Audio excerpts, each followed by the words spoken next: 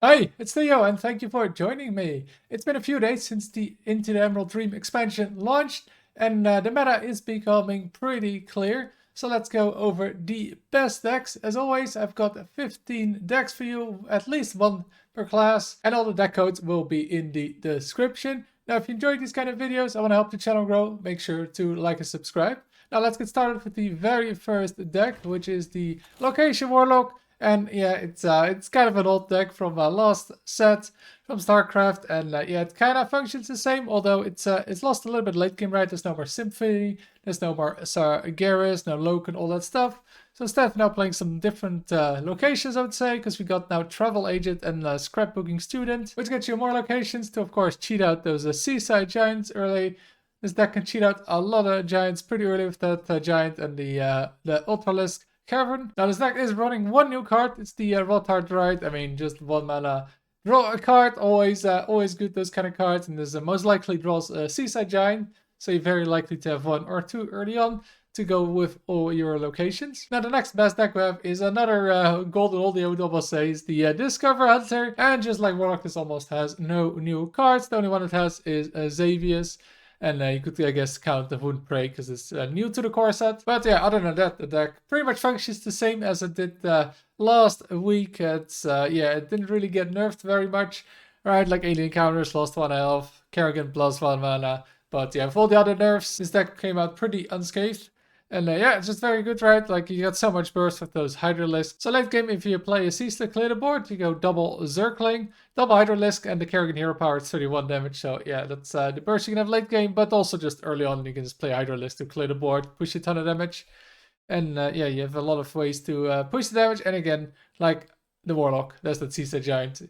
This deck can get even early outright. It can get Seaside Giants on board as early as turn 3, and that's just still very strong. And the third deck we have is the Aggro Protoss Priest. Sadly, yeah, Priest, the slower Priest deck, the Imbue Priest, it's been pretty awful. Trust me, I tried to make it work, but yeah, it's Imbue Priest, not it. However, this deck, that is pretty good. Just like before with Zeribi Priest, yeah, the Aggro Protoss Priest has pretty much always been good and might just continue being good for the rest of the year if it doesn't see any nerfs. And yeah, just like before, it's a very aggressive deck. You can play the 1-drops, and it's also about the the Protoss stuff. You've got the Sentry, of course. No longer you can copy it, though, like before with Power Chords, Synchronize, or Creation Protocol. But yeah, it's still good because you still want to play that Mothership, right? In the late game, that's your one late game card you got. I guess you can count Narrate as well. And kind of the new cards this deck has are Kure, the Light Beyond. So yeah, you could get a full board with it with some sheep spells like Orbital Halo for 0 mana, and the new Power Shield, new old Power Shield, which also is pretty good, right? Get a 3-drop, draw card. And of course, you can also have a lot of burst with the Chrono Boost into Orbital Halo into Hallucinations for tons of damage. And then the fourth best deck we have here is the villain of the expansion. It's the Armor Demon Hunter. Absolutely awful to face, but it's yeah, it's pretty strong. It wins a lot of games because it just won't die because of this Arcanite Defense Crystal. And yeah, you probably have seen it before, but you just resummon it over and over and over and over and over because of yeah, the Ravenous Fell Hunter. That then gets summoned by Ferocious Fellbat, which summons Ravenous Fellhunter, which then summons total 4 Arcanite Defense Crystals. You also get the return policy to get even more of them, because it both procs those Death Rattles and gets you 1 in your hand. Especially good if you already launched the big Starship and you played the 7-drop. You can actually yeah, get 2 big Starships back just with return policy. And yeah, those cards are pretty much the deck. Yeah, there is some draw, some board clears, but yeah, it's mostly just those Starships. And late game, yeah, you can cease this expanse into Exodar to OTK the opponent. And just in case your opponent somehow hasn't lost yet, you also have killed Jaden for that infinite value. And the other big new strong deck is, of course, Leech Death Knight. It's been my favorite deck so far. I also have a video on this deck, so if you're interested, you can check that one out. But yeah, just very strong, right? Especially with those new leeches, you just get so much health. You can easily get over 60 health with these and the airlock breaches. And then you can even discover more sometimes with cards like Rite of Atrocity. Sometimes you can even get like double Battlecry with Xavius. You can even get a copy of it. So your leeches deal 5 with double Husk. And yeah, other than that, we've got a lot of late game. Honestly, you can definitely cut some of the late game. Like I mentioned in that video, no need for 8 hands or Ursoc, or even like Headless Horseman killed Jaden. Like, those can easily be cut. I wouldn't cut all of them, but you can easily cut 1 or 2 of them and be fine with it. Now also I got one more Death Knight deck, which is kind of similar, but yeah, it has a lot less legendaries.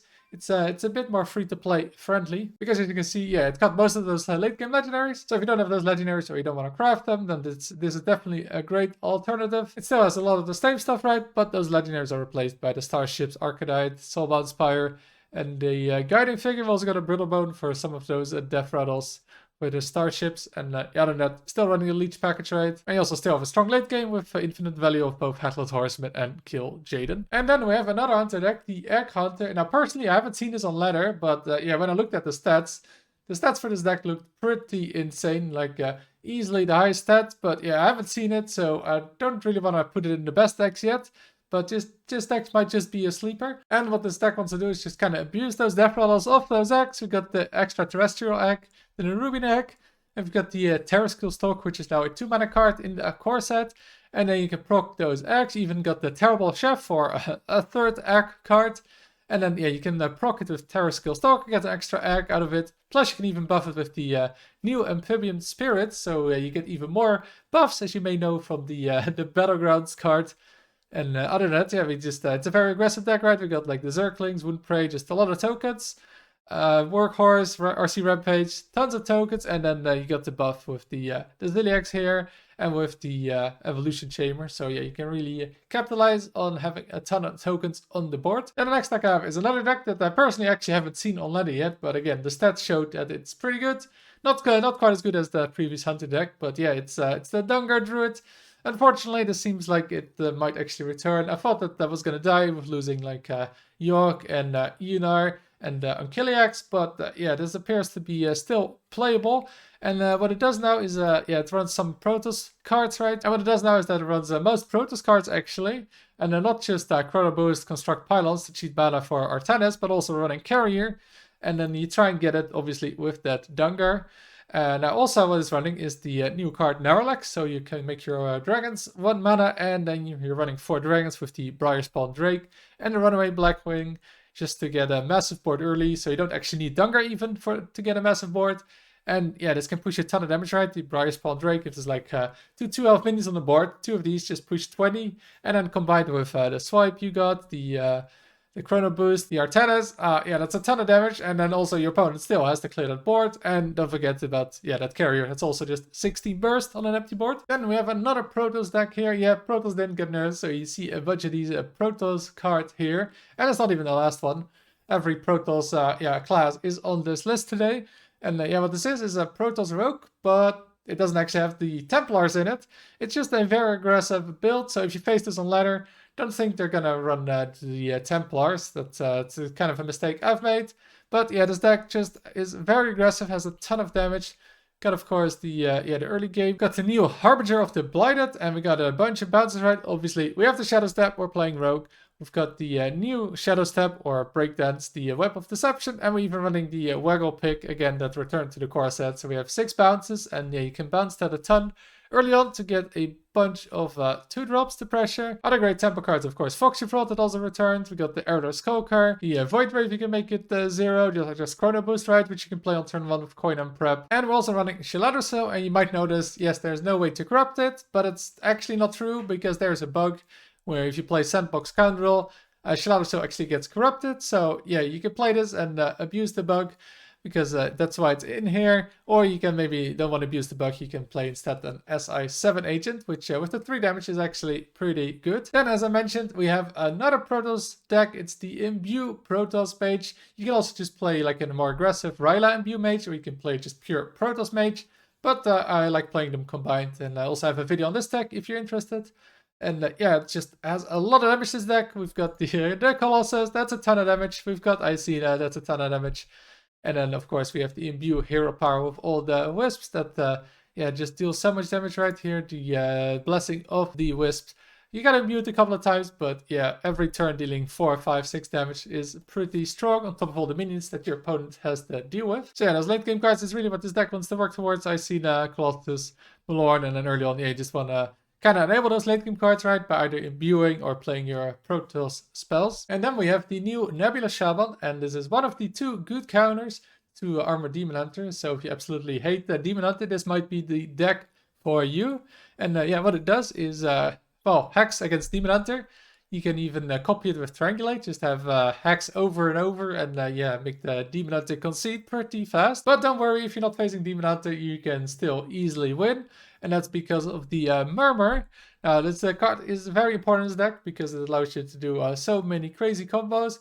Because if you get this with like the location on 6 or even 5 with the coin, you can play Murmur, then play Zera to get your mana crystals back, and you can play 3 of the late game battle cries. You can play even stuff like Balorn. Yes, there's no Imbue, but a lot of the wild cards have a battle cry, so you can actually play it with the Murmur. But really, the biggest combo you can do with this is go off the Zera, go Hagatha, and then go Shadow Block, and then you can go with the Nebulas that you draw off Hagatha, and that's absolutely insane, because that means you get 6 8-drops that are elusive. And I've thought, well, actually it's 5 because you don't have the board space, but yeah, you get a ton of 8-drops, and they're pretty good, especially if you get the Death Rattle one that summons 2 4/4s.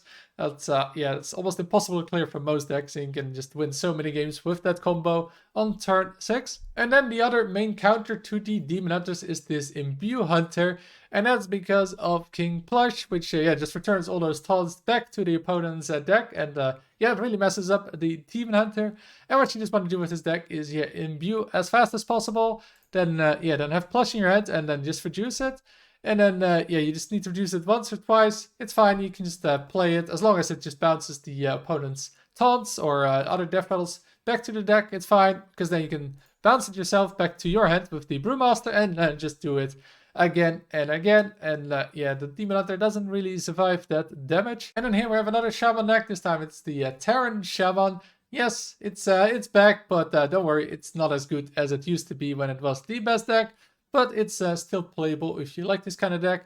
Yeah, it got a lot of nerfs with all the Starship pieces being nerfed, and of course Raynor. But it still has all the things it did before, just a little worse. And it's also running now the Dirty Red, so you can Shadow Block the Dirty Red, or you can Shadow Block the Incendious for 30 damage. And yeah, you can also win, of course, in the late game with Kill Jaden if you don't win after all that damage. And then here we have another Terran deck, the Terran Warrior. And yeah, Warrior, the new cards, they're not really working well. I tried to play some Dragon Warrior, but it felt pretty bad, so I wouldn't recommend playing yeah, those new Warrior decks. But just like with Shaman, what you can play is the Terran build. And yeah, that still works, again, just like with Shaman, just a bit worse than before, but still kind of does the same things. The only new things it really has compared to last meta build is the new Bulwark of Azenov, which is just a very good defensive tool.